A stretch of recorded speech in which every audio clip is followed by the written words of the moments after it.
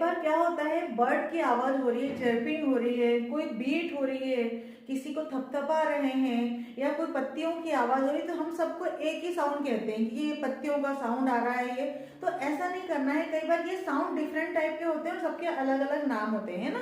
तो आप देखेंगे कैसे सारे साउंड होते हैं लेकिन साउंड को भी डिफरेंट डिफरेंट टाइप का। जैसे बीटिंग ऑफ ड्रम्स, जब ड्रम्स बजाते हैं तो उसको बीट कहते हैं, उसको बोलते हैं बजाना। लेकिन क्रैकिंग ऑफ फायरवुड, फायरवुड जब जलता है तो उसकी आवाज को क्रक क्रक चट चट की आवाज कहते हैं, हिंदी में चट चट, इसलिए उसे क्रैकिंग ऑफ फायरवुड कहते हैं।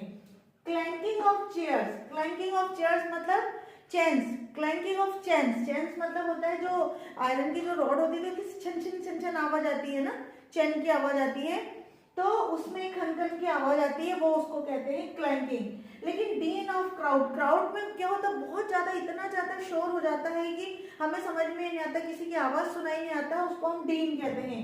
लेकिन स्प्लैश ऑफ वाटर, वाटर को जब हम वाटर की जो आवाज आती है जब हम चलते हैं उसमें से, तो कैसी आवाज आती है, छप छप, उसको बोलते हैं अपन छप छप। लेकिन वहीं पे रस्टिंग लीव और होता है, तो लीव्स की जो आवाज होती है उसको सरसराहट कहते हैं।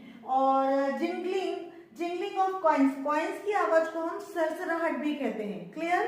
तो इस प्रकार से डिफरेंट टाइप्स की आवाज आती है और अलग अलग प्रकार की आवाज को हम अलग अलग कहते हैं। तो अब बिल्कुल भी नहीं कहिए लीव्स की आवाज, है ना, ड्रम की आवाज, बिल्कुल नहीं। आप उसके साथ बीटिंग लगाओगे, क्लिंकिंग लगाओगे, क्लिंगिंग लगाओगे, ठीक है ना। Thank you.